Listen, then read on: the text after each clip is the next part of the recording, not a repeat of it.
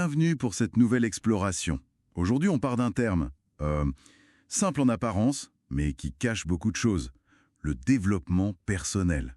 C'est notre unique source. Et l'idée, c'est de voir ensemble ce que ça recouvre vraiment, pourquoi ça parle tant aux gens aujourd'hui. Alors, lançons-nous, qu'est-ce qu'il y a derrière ces mots, concrètement? Oui, c'est vrai que le terme est omniprésent. On sent tout de suite une idée de progression, d'aller de l'avant. Mais la question, c'est qu'est-ce que ça implique, au fond, pour la personne qui s'y intéresse? C'est quoi l'attente derrière? Spontanément, on pense amélioration de soi, peut-être recherche de bien-être, ou alors se fixer des buts, les atteindre. C'est un peu comme une promesse, non? Aller mieux, être plus efficace ou juste plus heureux. Pour quelqu'un qui veut comprendre rapidement, c'est peut-être ce côté un peu fourre-tout qui est soit intriguant, soit un peu déroutant. Pourquoi c'est si central maintenant? Ah, c'est une très bonne question. Le fait que ce soit partout, ça suggère que ça répond à un besoin. Ben, très actuel. Peut-être un besoin de reprendre un peu la main, tu vois, dans un monde qui bouge très vite. Ou alors une quête de sens, plus profonde. Rien que le mot personnel dedans, c'est déjà un indice en fait. Et effectivement, ça sous-entend que c'est pas une solution toute faite, mais plutôt quelque chose de très... Individuel. Là où ça devient vraiment intéressant, je trouve, c'est quand on regarde la variété des motivations. Ça peut être gérer son stress, vouloir une promotion, mieux communiquer avec les autres, apprendre une langue. Tout ça, ça peut rentrer là-dedans. Absolument. Le champ est immense. Et c'est une de ses caractéristiques clés. Ça touche le pro, le perso, la santé mentale, physique, les compétences, même la philo de vie. Ce qui est fascinant pour moi, c'est cette idée d'intention. Le développement personnel, c'est pas juste grandir ou changer avec le temps. C'est une démarche active, tu vois. Un choix délibéré de travailler sur soi pour changer quelque chose ou s'améliorer. C'est un peu comme choisir de sculpter un bloc de marbre plutôt que le laisser comme ça, quoi. Cette notion de démarche active, oui, c'est important. Même sans connaître les méthodes précises, on imagine bien qu'il y a une multitude d'approches. Le coaching, les livres, les thérapies, la méditation, les formations.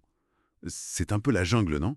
Du coup, pour quelqu'un qui découvre tout ça, comment on fait pour s'y retrouver sans être submergé? C'est quoi la boussole? Bah justement, peut-être que la boussole, c'est pas de chercher la réponse unique à l'extérieur, mais de commencer par soi. Le terme même nous invite à ça, non? À se demander, moi, qu'est-ce que je veux améliorer? Qu'est-ce que je cherche à comprendre dans ma vie? Le développement personnel, c'est peut-être moins une matière à apprendre qu'un cadre pour réfléchir sur soi et agir de façon ciblée. Ça pose la question clé des motivations personnelles. Pourquoi ce besoin de grandir maintenant? Et vers où on veut aller? D'accord. Donc, plutôt qu'une carte détaillée qu'on nous donnerait, c'est plus un outil pour dessiner sa propre carte, si je comprends bien. L'accent est vraiment mis sur l'autonomie, la responsabilité de chacun dans son propre cheminement. Exactement, c'est tout à fait ça. Si on prend un peu de recul, c'est une expression de ce désir humain fondamental d'apprendre, de s'épanouir, de réaliser son potentiel. Ce terme, il popularise cette quête, il lui donne une structure. L'important, c'est pas tant d'adopter une méthode X ou Y que de clarifier ses propres buts et de trouver ce qui nous parle, ce qui marche pour nous, pour avancer. La réflexion personnelle, c'est vraiment ça la clé, pour que ce concept, un peu large, devienne concret et utile pour soi. S'améliorer, à grandir, à atteindre des objectifs dans plein de domaines de la vie. Et l'accent est mis sur l'action consciente et l'introspection. Merci d'avoir suivi cette mise en perspective avec nous. Et pour laisser une petite graine de réflexion, si on oublie un peu les théories, les outils, c'est quoi la toute première chose, le premier petit pas ou le domaine précis qui vient à l'esprit en pensant à sa propre évolution possible? On se penche sur une expression qu'on entend partout, conseil pour le développement personnel. On a pas mal de matériel pour cette exploration, hein, des articles, des notes de conf, une étude de marché, même un billet de blog un peu plus perso. Alors, le but ici, c'est pas de sortir une énième liste de conseils. Pas du tout.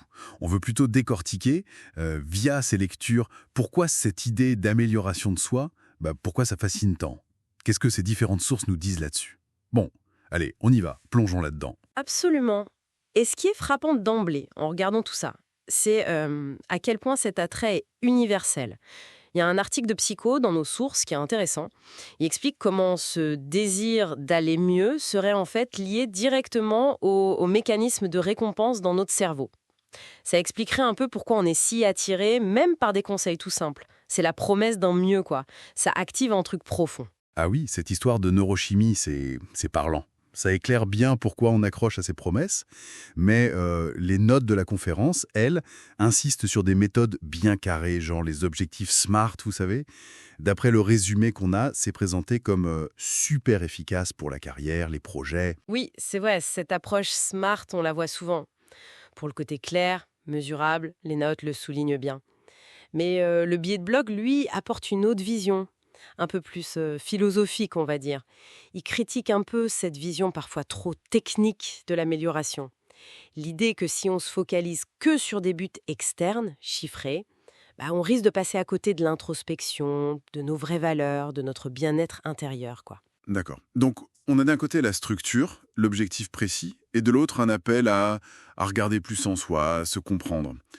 Les sources semblent pointer une tension, là, non? Comment on fait le lien entre ces deux pôles? C'est exactement ça. Et c'est là que ça devient vraiment riche, je trouve. Les documents ne donnent pas une seule réponse, évidemment.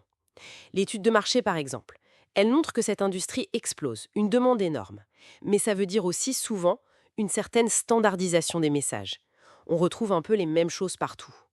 Et face à cette masse d'infos, souvent génériques, l'article de Psycho le dit aussi, la clé, c'est peut-être pas de choisir une méthode miracle, mais plutôt de développer son propre filtre. Un filtre personnel. Voilà. Là, ça devient vraiment intéressant. Parce que si les conseils sont génériques, comme le dit l'article, et que le marché nous pousse un peu à consommer des solutions, comment on fait pour appliquer ce filtre?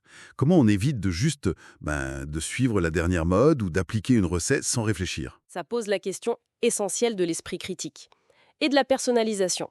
C'est un point qui revient, même si c'est pas dit noir sur blanc, dans plusieurs sources. Le biais de blog, par exemple, il suggère que la vraie valeur, c'est pas tant le conseil lui-même, c'est plutôt la réflexion qu'il provoque chez nous. Utiliser ces idées qui viennent de l'extérieur, pas comme des ordres, mais comme des invitations à se poser des questions. Est-ce que ça me parle? Pourquoi? Qu'est-ce que ça dit de moi, de mes envies, de mes freins? En gros, il faut adapter, questionner et parfois dire non consciemment. D'accord. Alors, si on essaye de synthétiser un peu tout ça, après avoir brassé ces différentes sources, on dirait que l'attrait pour le développement personnel, il est réel, profond, ancré en nous biologiquement, psychologiquement. Et le marché l'a bien compris, ça c'est sûr. Mais la vraie valeur, si on lit entre les lignes de ces documents, elle n'est pas dans une recette magique qu'on nous donnerait de l'extérieur. Exactement, c'est ça qui ressort de cette exploration, je trouve. Le processus de questionnement personnel, celui qui est stimulé par tous ces conseils, qu'ils soient techniques, psychologiques ou plus philosophiques, eh bien, ce processus-là est sans doute plus important pour avancer que d'appliquer passivement une règle. C'est le fait de trier, d'analyser, de se l'approprier qui compte vraiment. Ce qui nous amène à une dernière question. Pour la suite, une réflexion peut-être. Si la clé n'est pas uniquement dans les conseils externes, même ceux qui viennent de sources sérieuses, quelles sont alors nos ressources internes? Celles qui sont peut-être moins évidentes, mais fondamentales, sur lesquelles on peut vraiment s'appuyer pour avancer sur notre propre chemin. Voilà, une piste à creuser pour chacun.